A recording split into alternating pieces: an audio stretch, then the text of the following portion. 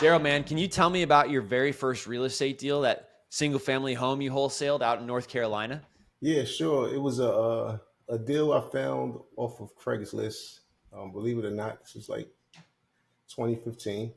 Um, and Craigslist was still a good, valuable space to find some, for sale by owners. And Got it. I basically got that deal under contract, and I made a mistake. That was my first deal. I made a mistake, and I was planning to make 5,000 on this deal, right? But the number I locked it up at, and I had got a buyer's list, and I mean, not emailed, I mailed the deal to buyers in the area.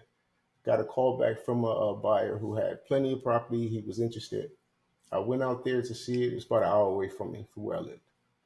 And the seller, the price that I locked it up at, I ended up I had to renegotiate a little bit to kind of make something work for myself. It was just a little tight, but the seller was just so, nah, he wouldn't do it. Like, he went down $500. So my $5,000 turned into $500.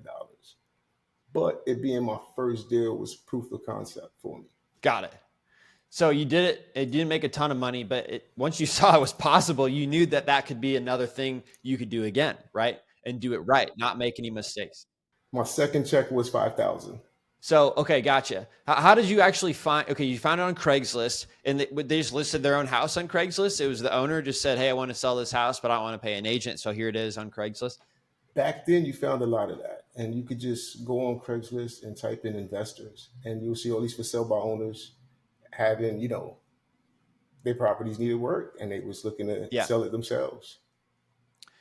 So Darryl, what were you doing back in 2015 before you did this first deal, by the way? Like, why were you so interested in even trying this in the first place? Well, I quit doing cable. I was living in New Jersey at the time. I was working for Optimum Cable Vision, and Okay. they turned into Optimum. But either way, I met a technician that was into the real estate stuff. We used to talk about it, and then I was getting into it more myself. And at the time when I left, I was making about 70 grand a year, and I quit. So, okay. So you were working on that. You just wanted to, you felt like that was not going to be a path that was going to get you to where you wanted to go long term, right? So you were looking for something that could expand more than $70,000 a year and also give you the flexibility of time, right? You wanted to spend more time doing what you wanted. Yes, definitely. And me personally, my dad died at work, so that's Are you always serious? something. Yeah, when I was 6, he died. He went to work. I seen him leave for work, and he never came home. Yeah. Did he have an accident? He had a heart attack. Oh my gosh. Yeah, so I never, what I mean, seen anything other than that as far as like, you know, entrepreneur stuff. You know what I mean? So I wanted to venture out and learn something more than just having a job. Um, Having the income from a job is cool, but is limited. I Gotcha. wanted to learn how to use my mind. Yeah.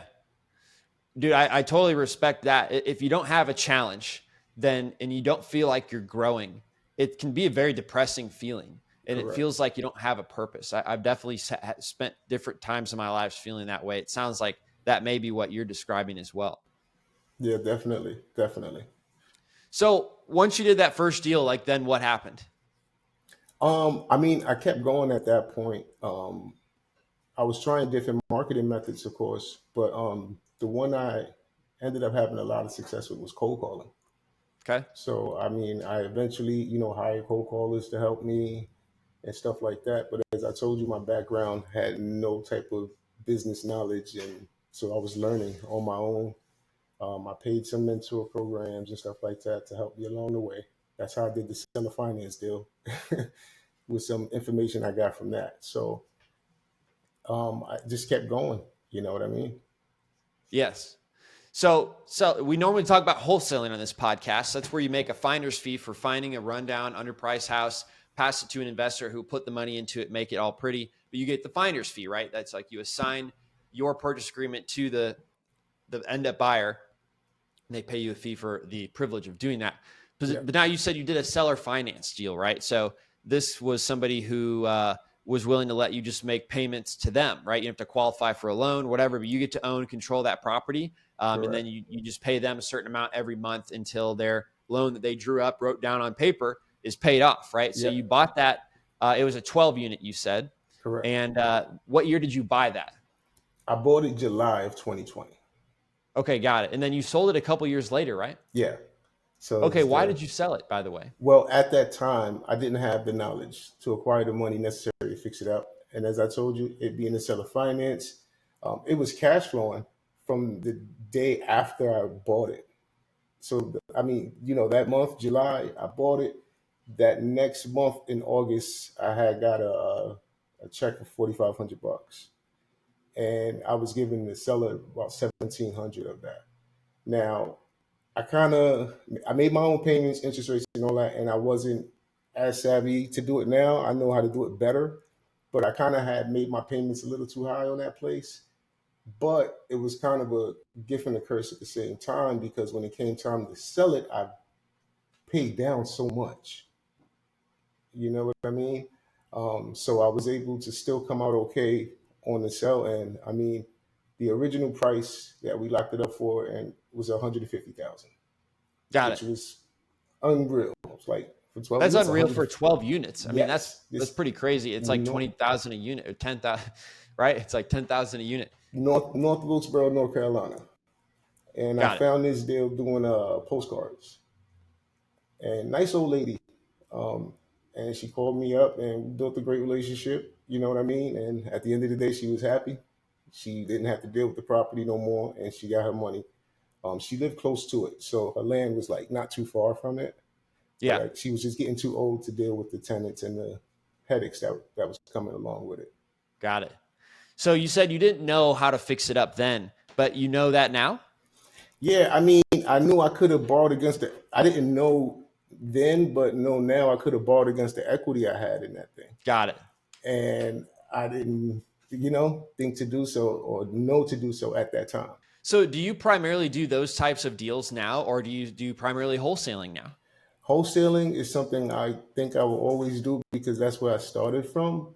Um, I'm venturing to open up to doing more seller finance type of stuff now because I'm building up a portfolio and I want Okay. to hold more stuff, you know what I'm saying, for the Got it. long term. So that's Yeah. why I'm going that route. Um, Got it. but But wholesaling, the wholesaling is what kind of pays your bills, right? That's yeah, what brings in money. exactly, exactly, Correct. So somebody listening to this should start wholesaling because they want to create life and freedom for themselves. So they need to pay their bills. So they need to do wholesaling to do that as a correct. first step, number one. And it can lead to other things like you've shown. Yeah, no, there's one thing, David, I could share for anybody who watches this, like particularly new wholesalers. When you are, say, if you're dialing, for instance, I'll use cold calling, and you come across these people who are not ready today, and they tell you they may be ready later, don't just push those people to the side and just focus on, oh, I found the deal, right? Because those people are your potential future business. So you have to maintain and nurture those relationships. And I'm saying this because that's something I had to learn the hard way. How'd you learn it the hard way? Going through this business where it was going up and down for me, because to this day, I've been like the only person really doing it. I never really had people around to really help. So it's like all the aspects I've been doing it on my own, whether it's acquisition, disposition, follow-up, everything. So when I started in this and I was getting success, I would go hard. I mean, from morning to night, just ramping it up, get success, and then I got lazy off of all of the, running myself, never pacing myself, setting a schedule, all of these different things that I had to learn over time to allow me to be successful, but not stressed out. So do you have tips on setting a schedule and what does that look like for you? I mean, for everyone, I think it's going to be different depending on the person. So for me personally, I still down myself, and I don't like to sit behind the dollar 4, 5, 6 hours at a time, 7, 8. I've done that, and to me, that's going to burn me out. So if I do an hour or 2 hours at a time and just take an hour break, go back, to me, it works out better because it gives me a breather, and I'm not. burning myself out.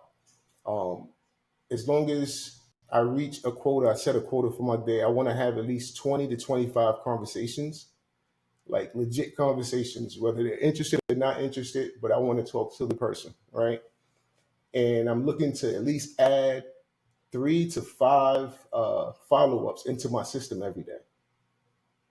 So this way, you know what I mean? I'm continuously building up my database with people who already I spoke to and they want to potentially, sell in the future. Yeah, it's hard to carve out time to do these cold calls, for example, because people have a lot to do. They have kids, they have commitments at church, they've got a job, but they want to build a different life. It's hard to find the time to do that. And the further you are into a career, the more money you may be making, the more commitments that will require. It just makes it harder and harder, but it is possible. So I love hearing how you're saying, scheduling that out, doing then what's in your schedule is your key to having that discipline, doing the things that produce revenue, which is what helps you build the life you want to live. Correct. Tell me about some of the wholesale deals you do now, because you do a lot of wholesaling still, you said.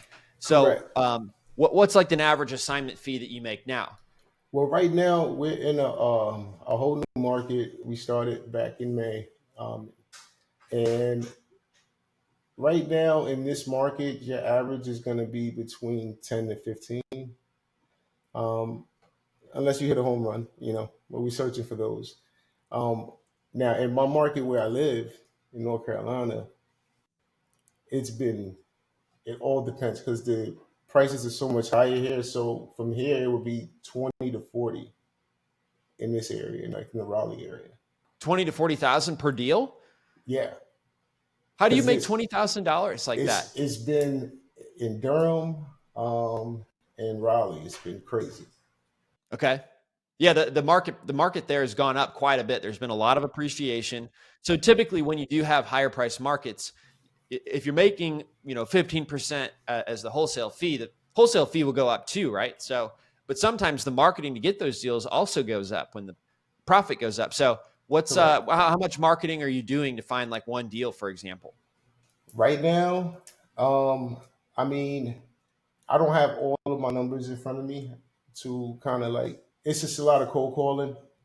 It's a lot of cold calling. Marketing expenses, I'm going to say right now, is my DealMachine, um, Okay.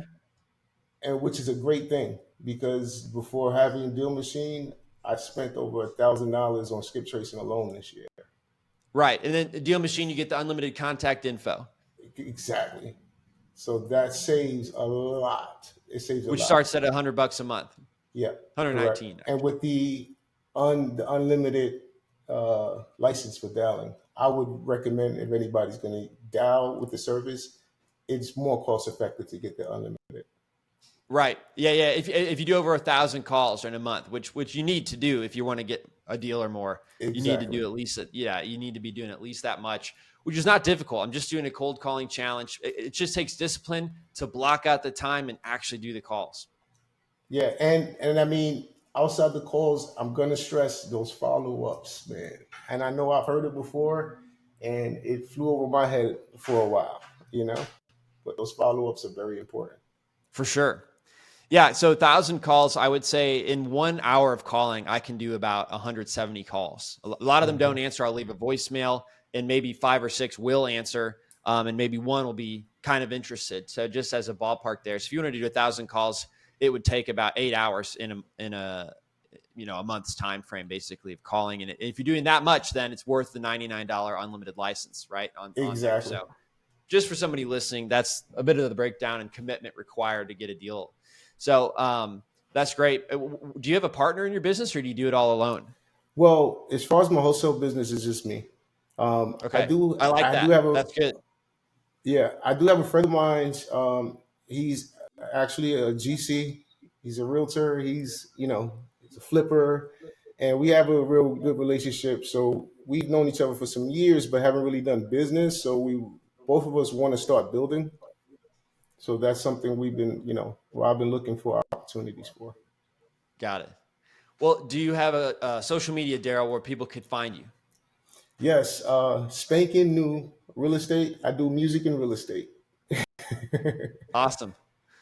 What kind of music do you play? I do hip hop music, so I taught myself how to play the keyboard and stuff like that. I'm self taught. I'm not Scott Storch or anything, but I practice. I'll get there Yeah, one cool. day. I love that you combined it with your hobby and your passion, your business. Yeah, yeah, I have to. So I mean, I'm blessed to be in a position to do both, real estate and music because I have a Right, passion for both. You know what I mean? right. I'm lucky. Well, thank you so much, Darryl. I really appreciate you carving out the time today when I know you could be finding more real estate deals that you could make $20,000 to $40,000 assignment fee for. So I'll let you get back to it. And I Appreciate appreciate it. you inspiring and sharing your success story ever since you got that first deal in 2015 and still doing it here 9 years later, which is an incredible journey. So thank you so much, Darryl. No, I appreciate you having me on, David. I wish you guys the best, and I love DealMachine. Thank you, man. We'll talk to you later. All right, take care. Thanks for listening to the DealMachine Real Estate Investing Podcast. Please leave us a review and follow along wherever you're listening to your podcast.